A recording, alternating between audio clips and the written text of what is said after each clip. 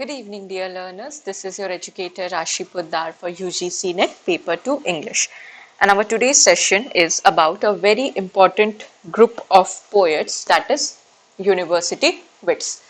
इस particular group से multiple times NET में क्वेश्चंस बने हैं एंड डायरेक्ट क्वेश्चंस बने. Either you have to identify the characteristics of the university wits poets and dramatists, or either you have to simply identify the writers associated with the group university wits.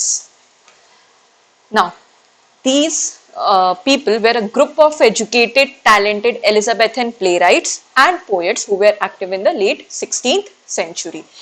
ये point important point है, आपको याद रखना है कि ये late 16th century में active थे, क्योंकि यहां से ये डायरेक्ट स्टेटमेंट क्वेश्चन बन सकता है आपका कि they were active in the early 16th century or the late 16th century, and you need to remember that they were active in the late 16th century. All of them were educated. ये सारे के सारे पढ़े लिखे थे. That means either they were graduated from Oxford or Cambridge. और ये Elizabethan play rights है क्योंकि ये एलिजाबेथन एज से बिलोंग करते हैं, the same age where we have writers like William Shakespeare and Christopher Marlowe. Now what these poets and dramatists did that they were so famous and they were grouped as university wits. इनका सबसे major role है to bring transformation in English drama. Before Elizabethan age, that is in the age of revival, and before that as well, we have in the Middle Ages, we have dramas based on miracle plays, morality plays, right? जिसमें आपको religious perspective देखने को मिलता है. So they changed that thing. They brought transformation in drama. They changed the simple morality plays into the more complex and dynamic Elizabethan theatre. So basically इन्होंने drama में innovation लाया था. That is why they were so famous. And इन्हीं के writing styles पे फिर हमारे पास writers आते हैं शेक्सपियर, जो कि एक्सटेंसिवली वर्क करेंगे और वो अपना एक फेमस जॉनर डेवलप कर लेते हैं यहाँ से. Now these university wits were all graduated either from Oxford और कैम्ब्रिज, बट हमारे पास एक एक्सेप्शन राइटर आएंगे इसमें, that is Thomas Kyd. He was neither graduated from Oxford not from Cambridge. वो एक एक्सेप्शनल राइटर है हमारे पास इन ग्रुप्स में. बाकी सारे के सारे या तो ऑक्सफोर्ड से पढ़े या कैम्ब्रिज से पढ़े. They were young, energetic, ambitious writers. इनके राइटिंग स्टाइल में आपको एक रिबेलियसनेस देखने को मिलेगा और ड्रामेटिक लाइफ्स को ये बहुत अच्छे से रिप्रेजेंट करते हैं अपने वर्क्स में. Now these are the names of the writers associated with university wits. ये नाम आपको याद होना चाहिए क्योंकि यहां से डायरेक्ट क्वेश्चन बनता है. Direct question. We have writers like Christopher Marlowe. इन पे ऑलरेडी मैंने एक वीडियो अपलोड किया है. You can visit my channel and watch the video on Christopher Marlowe there.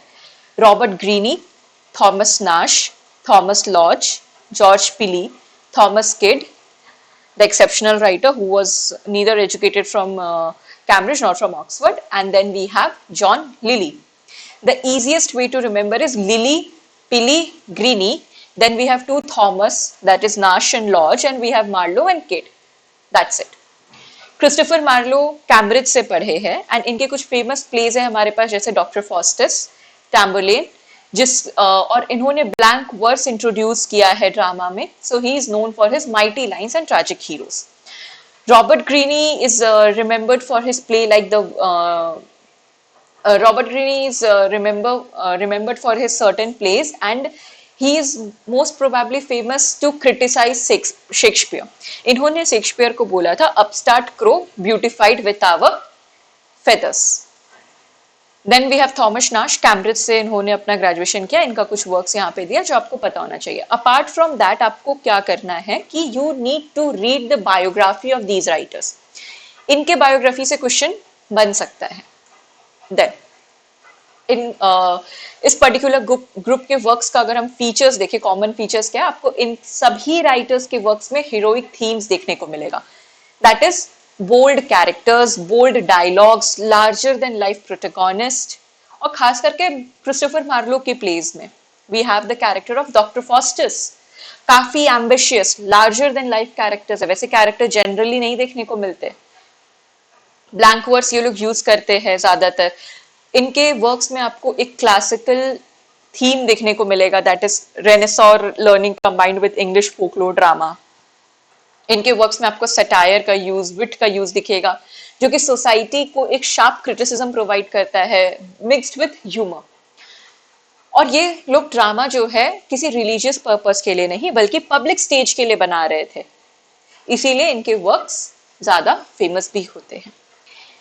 They elevated the language and themes of English play. इन्होंने बहुत different different themes पे काम किया है।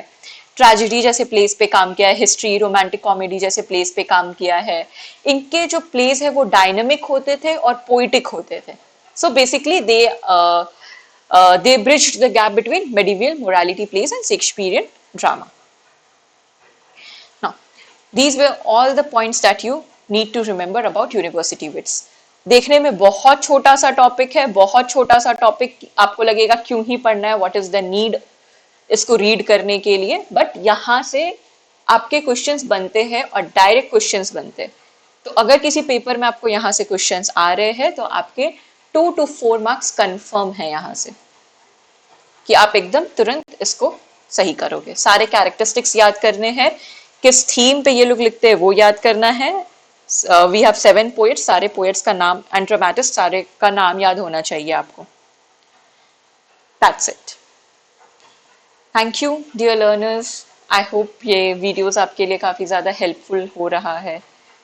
आप और भी मेरे चैनल पे विजिट करके मेरे बाकी के भी वीडियोस देख सकते हैं। Thank you.